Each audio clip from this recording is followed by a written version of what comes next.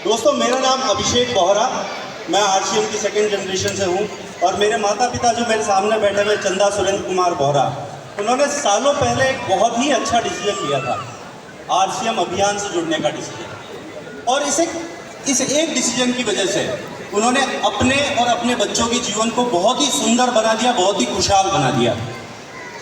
तो मैं उनके बैकग्राउंड की बात करूं तो वो एक middle class, lower middle class background से आते हैं। उनकी एजुकेशन बहुत ही सीमित एजुकेशन रही हुई है। फिर भी इस सिस्टम में मेहनत करते हुए उन्होंने आरसीएम में राइजिंग कोर के लेवल पे पहुंचे। और हमारे सामने आज ऐसे सैकड़ों बहुत सारे उदाहरण हैं जहां पे एक कम पढ़ा लिखा आदमी, एक मेहनत मजदूरी करने वाला आदमी और एक मजबूर आदमी जो इस अभियान से जुड़ा है और उसने आरसीएम के अंदर बहुत बड़ी बड़ी ऊंचाइयां प्राप्त की हुई है, वो सारे लोग, बहुत सारे लोग हमारे सामने बैठे हुए आज की डेट में। दोस्तों, हम बहुत सारे मंचों से ऐसे बहुत सारे उदाहरणों को बहुत जोर शोर से सेलिब्रेट करते हैं और ये मैसेज देना चाहते हैं कि आरसीएम में सक्सेस के लिए शिक्षा जरूरी नहीं है। यहाँ पे आदमी सिर्फ मेहनत करने वाला चाहिए, उसे इस सिस्टम में विश्वास होना चाहिए और वो इस सिस्टम में बड़ी बड़ी ऊंचाइयाँ प्राप्त कर सकता है। दोस्तों, पर इसी के साथ में बहुत सारी गलत धारणाएं भी बन जाती है। बहुत सारे यंगस्टर्स, वेल टू डू लोग जो आज जीवन में अच्छा कर रहे हैं, उन्हें लगता है कि मुझे आरसीएम करने की क्या जरूरत है, मैं तो आज भी अच्छा कर रहा हूँ।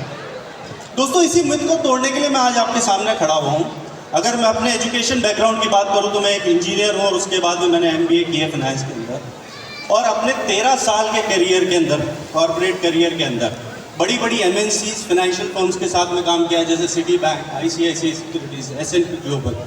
और आज मैं एक स्टार्टअप के साथ में जुड़ा हुआ हूँ। और जैसा कि अंजलि ने बताया कि आज की पिछले साल मैंने 50 लाख रुपए साल के कमाए हैं।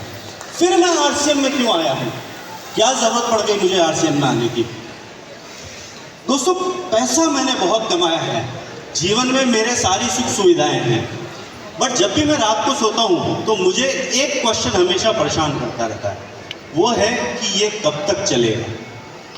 जब तक मेरी नौकरी है तब तक तो मेरे पास पैसा आता जाएगा, पर उसके बाद क्या मैं लाइफस्टाइल मेंटेन कर पाऊंगा?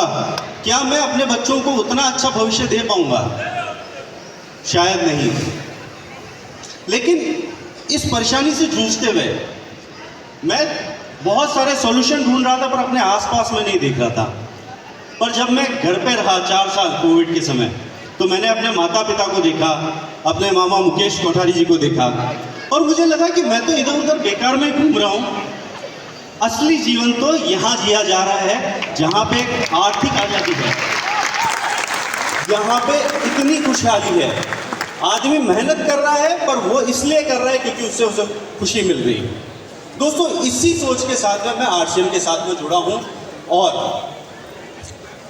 इसके अलावा एक और बहुत बड़ा कारण है कि पहले मुझे लगता था कि मैं तो बहुत पढ़ा लिखा आदमी हूँ, मैं कहाँ पे ये काम करूँगा, कहाँ मैं लोगों को कन्विंस करूँगा कि चलो आरसीएम करते हैं।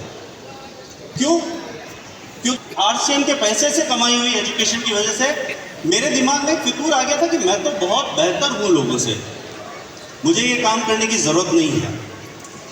या एक मन में था कि मैं ये सब क्यों करूँ।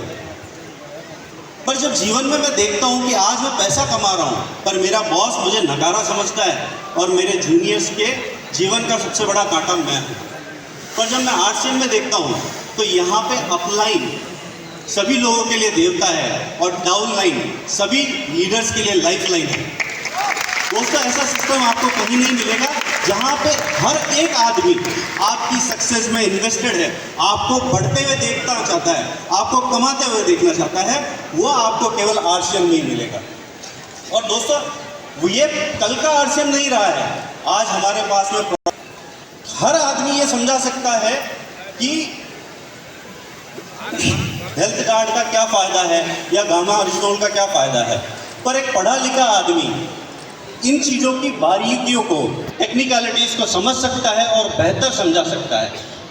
और इसी विश्वास के साथ मैं इस आरसीएम के मैदान में मैं कूदा हूँ कि मैं अपनी पढ़ाई का इस्तेमाल करूँगा, अपने विवेक का इस्तेमाल करूँगा और आरसीएम में बड़ी बड़ी ऊंचाइयाँ प्राप्त करूँगा। इसी के साथ मैं अपनी बात खत्म करता हूँ।